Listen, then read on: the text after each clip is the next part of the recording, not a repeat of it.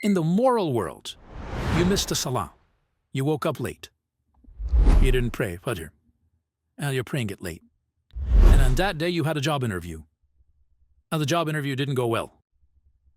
And you're like, this is because I missed salah. Now, the answer to that is it may be, and it may not be. And there's no way you will ever know. There's no way you or anyone else will ever know. But the thing that will help you is ana inda dhanni abdi bi. The thing that will help me is that Allah says, I will be as you assume me to be. If you're assuming Allah took revenge from you and put this on you because you missed Fajr, then that's who Allah is to you now. But the thing here that I wanted to highlight is what is the role of our iman, the fact that we're believers, that we believe in Allah, and our ability to deal with calamity. And how are we supposed to respond to calamity as believers? For a lot of people and this actually depends on our level of understanding of what it means to have a relationship with Allah subhanahu wa ta'ala. On the one hand, the first thing I'd like to explain to you that the Quran is very wise about is to make a separation between two different kinds of bad situations. There's a bad situation that looks like a bad situation that was completely out of your control. You could do nothing about it. You got stuck in a flood. You didn't cause the flood. You just happened to be living there. There was no way for you to escape, or you happened to be traveling. You had no idea it was coming. It wasn't on any reports or anything else. That's not you. That's entirely planned by Allah. You had nothing to do with it. There was no way you could have gotten out of it. This is not the same as someone who reads the news report and says, hey, there's a major storm coming. Please evacuate the city, and there's the tsunami heading our way, and somebody says, this is a good time to check out the beach. And they head towards the beach. And then something bad happens to them. They don't get to say, oh, Qadar Allah, what can I say? Allah had decided that I was going to run into this. You don't get to say that. And Allah is very clear about that. He subhanahu wa ta'ala says, There's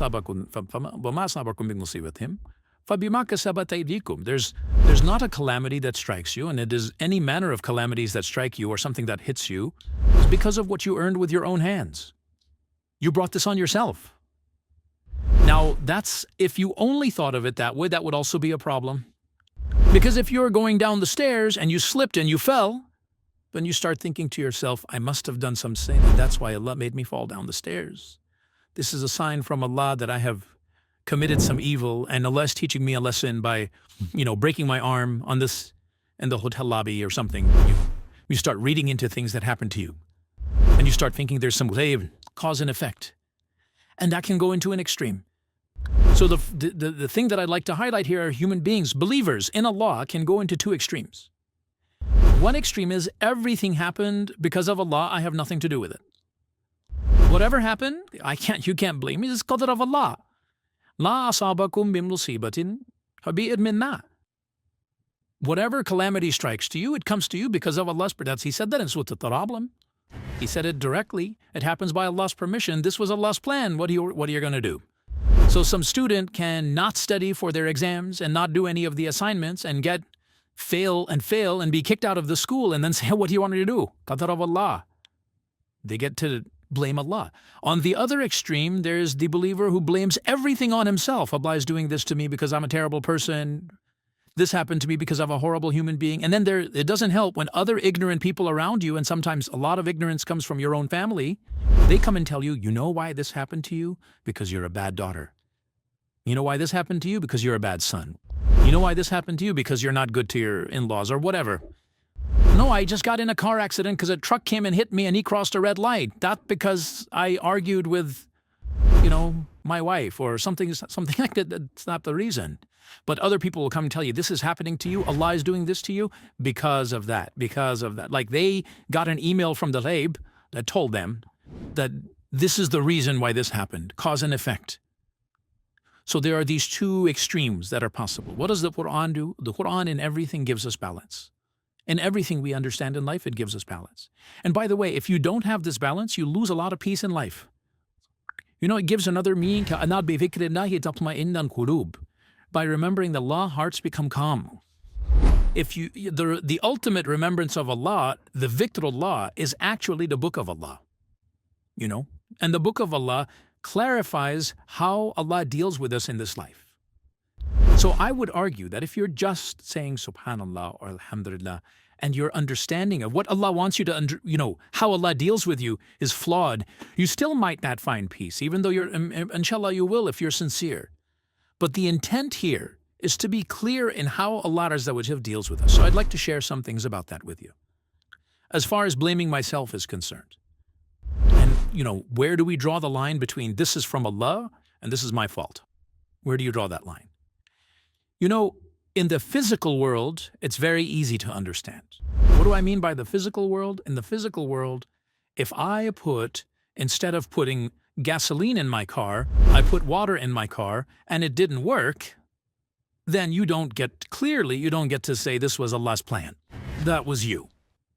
So physically speaking, or if you're eating junk food and you're constantly eating all kinds of sugary foods and then you get a diagnosis for diabetes at the age of 45, then you don't get to say, hey Allah, this marad has come to me. I don't need, it's a test from Allah. No, it's a test of your bad appetite. You don't eat cucumbers. You eat Swiss rolls or whatever you eat, You've been downing junk and that's why this happened to you. You understand? So that in the physical world, their cause and effect, there's an effect that it's something that all human beings with common sense understand. In the moral world, you missed a salam. You woke up late. You didn't pray Fajr. Now you're praying it late. And on that day you have a job interview. And the job interview didn't go well.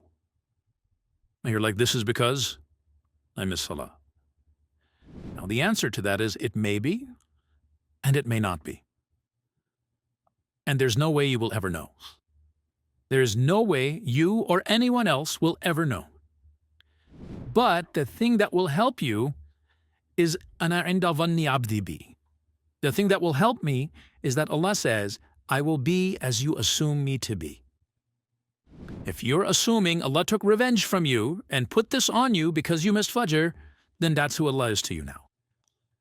If you assume, no, this is better, this job, I tried my best, I did a good job at the interview, but this was not a good job for me. Had it been good for me, Allah would have let it go.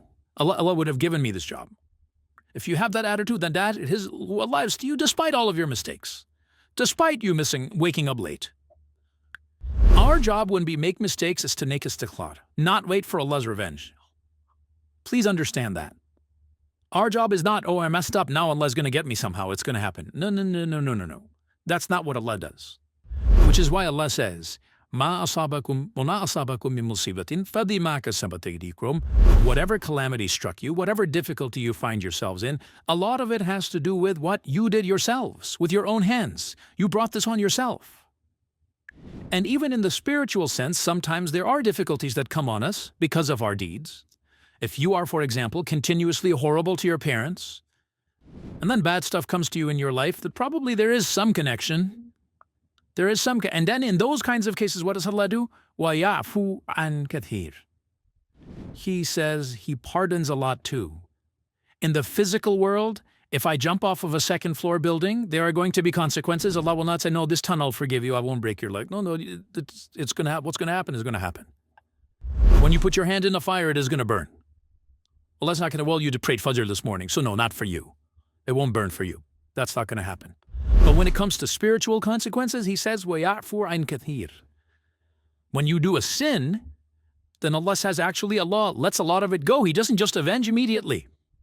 He doesn't just take, immediate account and then make you suffer in this world because of the mistake you made. He doesn't do that. That's the nature of Allah Azza wa Jal with us. وَيَعْفُو عَنْ كَثِيرٍ. This is something you have to internalize for yourself. I would argue the reason I brought up this particular subject is because one of the greatest crimes, spiritual crimes, that occurs every day in the ummah is at the hands of loved ones to loved ones. Parents, spouses, husbands, we have sometimes the worst things to say to our loved ones.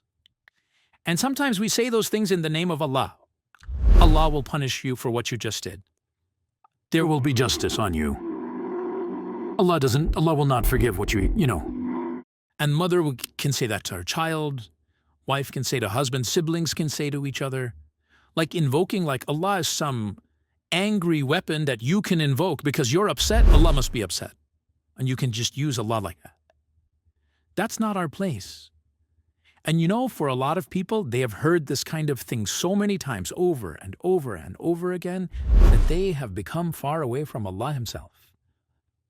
They heard from their loved ones. They heard from a child heard from his father or his mother all the time. Allah will punish you if you don't pray. Allah's going to get you if you don't pray. Allah's going to, Allah's very angry at you because you ate that cookie. Like, constantly, Allah is angry, Allah is angry, Allah is angry. When that young boy becomes a 16, 17, 18-year-old, he wants nothing to do with Allah. And when he hears Allah is merciful and Allah is forgiving, he has a hard time believing it because that's not what he grew up with. He did not grow up with within Allah was forgiving or Allah was merciful. As a matter of fact, every time he got in trouble is because of Allah he got in trouble. That's how he got in trouble. And then those same parents say, we taught this child about Allah from the beginning. I don't know why he's running away from deen. Yeah, but which Allah did you teach him about? An angry Allah? An Allah that seeks to punish? Ma yaf'alullahu bi'adabikum? Allah says, what am I going to get out of punishing you? That's what Allah says Himself. What is He? Why is He in just the business of coming after you? Going at you? So what happens with people? They are in a difficult situation, and what do? They're constantly thinking Allah is getting them. Allah is hurting them. Allah is doing this to them. You know, I was reminded by a colleague of mine, when I was coming here to Malaysia, out of nowhere, this has never happened. I developed this crazy bacterial infection thing in my tonsils, and it swelled up, and half of my neck was completely blocked, and I felt like I was drowning in one nostril, and I'm still on the plane, and I get halfway through Abu Dhabi on the way here, I run over to a clinic, and they say you have to, take these heavy medications. I come here, the recommendation is I should go to surgery. I was like, what is going on? I'm even told me this never happens. Like, this is really crazy. In my entire career of 30 years, I've seen like one other case of this. And I'm lying there in the hospital bed waiting for a surgery to take place, and I'm thinking, and I was reminded by a colleague, this is the best place you could have been. Like, there's no better place than this hospital bed for you at this moment. That is Allah's plan for you. Here I am thinking I have to cancel this program, I can't go over here, I can't go over there, how are we going to manage this situation, that calendar, that meeting, all this way, I came all this way, and now look, I didn't get to do this, that, or the other. And then all of a sudden, just that little reminder, you're just like, yeah, this is the best place I should be. There's no better place, because this wasn't planned by me, this was planned by Allah. This is entirely planned by Allah. We have to have a closeness to Allah that when He plans something for you and me, even when it's painful, He doesn't do it for anything except love. That Allah Azza wa Jalla loves His ibad. That He loves what is best for them. He loves us more than we could ever love ourselves. He cares more for us than we can ever care for ourselves. He provides us more than we could ever provide for ourselves. When we forget that, guidance goes away. Allah says, وَمَن يُؤْمِن بِاللَّهِ يَهْدِي قَلْبَهُ. In Surah At-Taghabun, on the same issue, whatever calamity strikes you, it comes from Allah, it came by Allah's permission, and whoever can have iman in Allah at that time. You have iman in Allah anyway, you believe in one God, but when you're in a difficulty, that's when you start questioning, why is Allah doing this, right? That's the time when Allah puts the words, وَمَن يُؤْمِن بِاللَّهِ. Whoever can truly believe in Allah then. Yeah, you always say Allah is Ar-Rahman, but do you really feel Allah is Ar-Rahman right now? No, right now He's probably Dhuntiqam. Right now He's probably the one who takes revenge. Right now He's probably Jabbar, not Ar-Rahman right now. That's your iman went away. Your iman in Ar-Rahman went away when you were in difficulty. Allah says if you can have iman in Ar-Rahman at that time, the best of Allah's names, the best of what is Allah is to you, what He described Himself to you, at that moment, then what gift will Allah give you? This is the conclusion to my khutbah. What is it that Allah will give you? I want health. I want recovery. I want a job. I want money. I want a better family situation. I want escape. Some people just want escape. I just want this other person to stop hurting me. I want people to stop talking about me. Whatever it is, there's something that's bothering you, and it's eating away at you. And if you think if that problem went away, you would have peace. What does Allah give you when you can trust Him? He doesn't end your problems. This life Problems will not go away. If problems were going to go away, they would have gone away for Yaqub alayhi salam a lot sooner than for you and me. If no problems would have come, because we have Iman, then Maryam salam alayha should not have had problems. Rasulullah should not have had problems. You study the people that are closest to Allah, and all you're studying are problems. Really big ones, their entire life. That's all you're studying. You're just learning about one problem to the next, to the next, to the next, to the next. That's all you're learning. Yusuf alayhi salam, a great profound messenger of Allah. And from childhood there are problems. From childhood there are problems. So I keep asking that question. What is it that Allah is giving you? What do you get when you completely put your trust in Allah in the middle, in the thick of a difficulty, when everybody else is telling you Allah is? On the one hand, people are telling you Allah is angry at you, that's why this is happening. Allah hates you, that's why this is happening. On the other hand, you start thinking Allah is punishing me, that's why this is happening. At that moment, when you can have the best impression of Allah, maintain your love and reliance and bond with Allah, that Allah has not let you go. He hasn't. And what does He give you? Yahdi qalbahu. Guides this person's heart. He gives their heart guidance. I can guarantee you, when your problem goes away, if it's a money problem, if money comes in, if it's a health problem and health comes back, if it's a family problem, the family problem goes away. None of the good things in this life are worth anything compared to that one gift. I hope you guys enjoyed that video clip. My team and I have been working tirelessly to try to create as many resources for Muslims to give them first steps in understanding the Quran all the way to the point where they can have a deep, profound understanding of the Quran. We are students of the Quran ourselves, and we want you to be students of the Quran alongside us. Join us for this journey on bayyinatv.com, where thousands of hours of work have already been put in. And don't be intimidated, it's step by step by step, so you can make learning the Quran a part of your lifestyle. There's lots of stuff available on YouTube, but it's all over the place. If you wanted an organized approach to studying the Quran beginning to end for yourself, your kids, your family, and even among peers, that would be the way to go. Sign up for bayyinatv.com.